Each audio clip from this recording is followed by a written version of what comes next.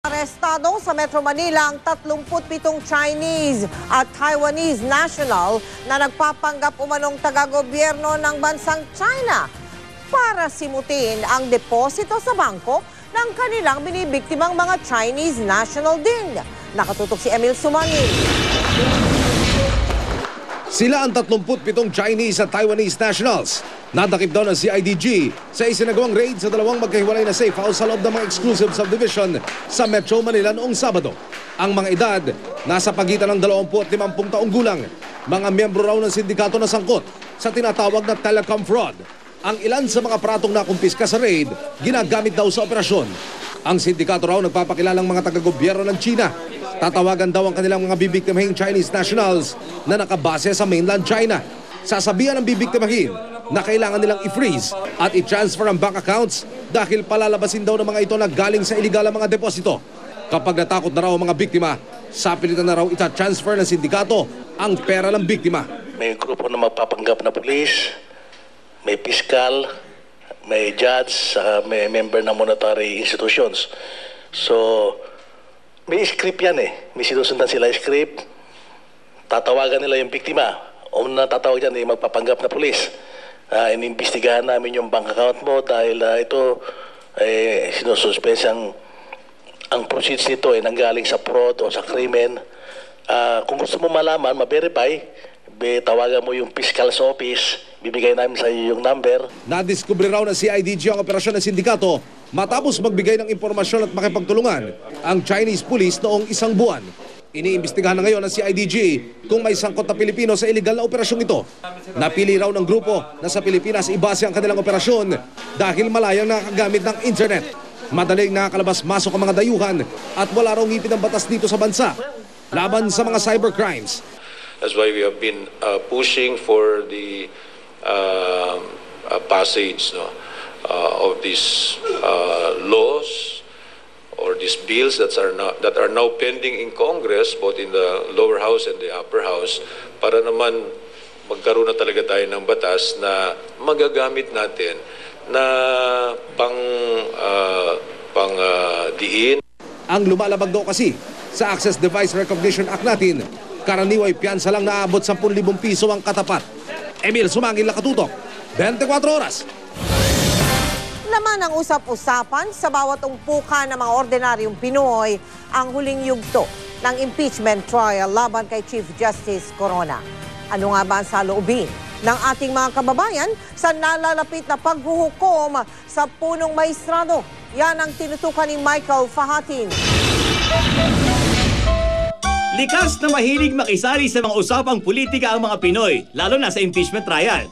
Kwentong barbero na nga ang tawag sa mga salo-salong haka-haka na makikita sa mga barberya, maging sa mga taxi driver na nagkakasama-sama tuwing tanghalian, at sa palengke na di lang tawaran ng usapan kundi pati na ang mga sariwang balita. Sa barberya, ganitong usapan ang naabutan namin. Nagsisinungaling siya sa mga sinasabi niya. Kahit tumistigo siya, nakita mo yung mukha niya, sinabi niya wala siyang pera, wala siyang ganon. Nagpapaawa-awa lang siya. Pero talagang guilty siya. Acquittal o conviction? Condition, sir. Hindi condition, conviction. Conviction. Conviction, acquittal. Acquittal, sir. Bakit? Kasi maganda naman yung pinapaliwanag ni Chief Justice eh. So tingin mo, kumbinsido ka, convincing? Convincing, sir. Convincing. Ito, sir, convincing o guilty? Guilty. Dapat mag-resign na siya kasi sirang-sira na yung hudikatura natin. Para ma-save naman yung Supreme Court, umalis na siya. Baka naman pakita mo yung gupit kay sir dahil ikaw acquittal, ha? Hindi po, loyal na po ako dito, sir. Loyal, ha? Yes, sir. Sa kumpulan ng mga taxi driver naman, inalam namin kung naka-boundary na ba ang depensa o kulang pa ba ito para makumbinsi ang ating mga manong driver. Hindi ka kumbinsido? Hindi. Ikaw, manong? Nasasabi ng mga kasama niya, marami siyang pera eh. Puro dollar pa. Nagtitipid daw siya, matipid daw siyang tao, nag-ipon daw siya. Sa ganung karaming pera yung mga 10 taon, hindi niya kayang ipunin yun. Ikaw ba nakaipon ka na? Wala nga akong naiipon eh. Pag tinignan natin yung panig ng prosecution wala, impeach si Corona eh. Pero pag tinignan naman natin yung argumento naman ng depensa, ang patutunguhan, acquittance eh. Mas maganda niya, ipaubayan na lang natin sa Senado. Pero di lang sa mga umpukan pinag-uusapan ngayon ang itinatakbo ng impeachment trial. Sa Twitter, trending ngayon sa Pilipinas ang mga topic na may kaugnayan sa impeachment tulad ng katagang palusot, ang pangalan ng taga-depensa na si Dennis Manalo at De Los Angeles at ang taga-prosekusyon na sina Fariñas at Speaker Belmonte. Sa palengke naman, ano ba ang sariwang usapan ukol sa kanilang personal na hatol kay Chief Justice Renato Corona? Palagay ba ba? Take back o acquitted? Acquitted po. Bakit? Mahusay yung mga abogado niya. Yun ang pananaw ko. Sa panonood mo na impeachment, lantang gulay o fresh ang magiging resulta? Lanta yan kasi abogado siya, alam niya pasikot-sikot. Pwede ba yung noong pa nagtatago siya ng dollar? So hindi ka kumbinsido? Hindi. Kung hustisya naman ang hiling ng marami, tamang timbang naman ang hatol ng magkakarning si Aling Ising. Sariwa o bulok? Bulok. Bulok. Dahil? Sa mga ginawa niya. Hindi ka kumbinsido? Hindi. So conviction ang nanginasaan mo? Hindi. Yung tama lang na ano rin. Tama lang? Yung nararapat lang. Anong nararapat ba?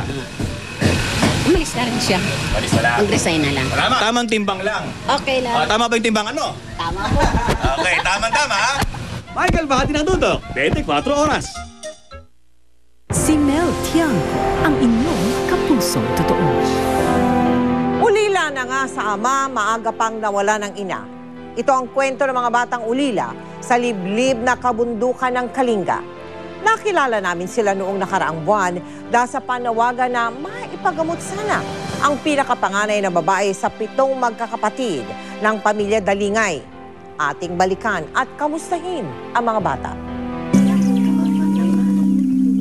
Nasawi ang ina ng magkakapatid noong nakaraang buwan lamang nang maaksidente ang sinasakyang jeep.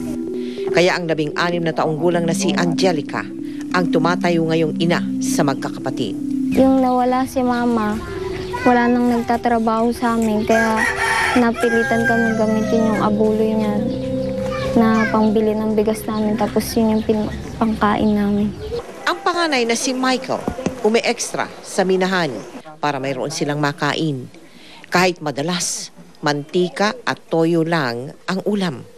Ngunit hindi pa man nakakapagpabang luksa sa ina. Isa na namang malaking pagsubok ang dumating sa magkakapatid. Ang mga bukol ni Angelica sa katawan na dati hindi niya pinapansin, isa na palang uri ng cancer. Lagi pong umiiyak pag gabi, naririnig ko po. Pag umaga po, kinukwento niya sa akin na na hindi daw siya nakatulog. Masakit daw po yung likod niya. Pag matutulog siya, hindi daw po siya makagalaw. Kaya po naawa ko sa kanya. Sa tulong ng isang doktor sa Kalinga, naidulog sa GMA Kapuso Foundation ang kalagayan ni Angelica. Nag-biopsy ako doon sa bukol sa leg niya, lumabas na suspicious for malignancy. Ang lymphoma ay isang uri ng cancer na ang affected ay yung mga lymph nodes, sabi natin mga kulani. Doon nag-uumpisa at kumakalat sa ibang parte sa katawan. Most probably nakikita sa leeg o kung minsan sa loob ng tiyan. Kinailangang iluwas pa Maynila si Angelica para maipagamot. Hindi ito naging madali para sa magkakapatid, lalo na sa mas nakababatang sina Veronica at Vena na walang tigil ang pag-iyak sa pag-alis ng kanilang ate Angelica na ngayoy tinatawag nilang Mama. Wala naman akong pangbuhay sa kanila. Kaya kapag gumaling na lang ako, mag-aaral na lang ako para sa ngayon lang yun, para magpagtipon-tipon ko ulit sila. Kamamatay lang po ng mama ko, sana po wag po kami mawala ng ate kasi po siya lang po yung tumutulong sa amin, siya lang po yung aasahan namin. Sumailalim si Angelica sa laboratory examinations at base sa resulta, tatagal ng mahigit 6 na buwan ang gamutan ni Angelica. Ang recommended treatment ng lymphoma ay chemotherapy para mapatay niya yung mga cells. At yun ang solusyon sa problema ni Angelica. Sana nga po ay magtuloy-tuloy na ang gamutan at pagbuti ng kalusugan ni Angelica para naman sa pag-uwi niya sa Kalinga, muli siyang makasama ng kanyang mga kapatid. Nagpapasalamat po kami kay Dr. John Akia ng Kalinga Provincial Hospital at kay Dr. Maria Victoria Abisamis ng East Avenue Medical Center.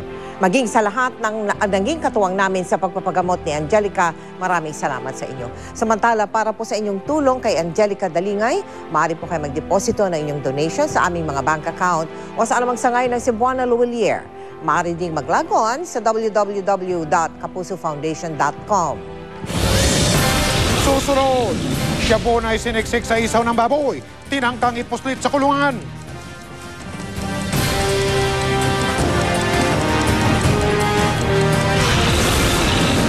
Pinky Pacquiao at mga anak nasa Amerika na. Kompleto na ang pamilya Pacquiao para manood ng laban ni Manny.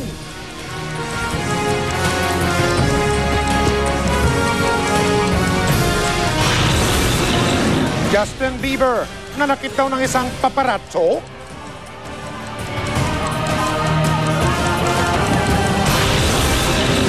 Sam Pinto nangunguna sa survey ng mga pinaka-sexy. Pero bakit kabado si Sam? Alamin natin sa pagpapatuloy ng 24 oras.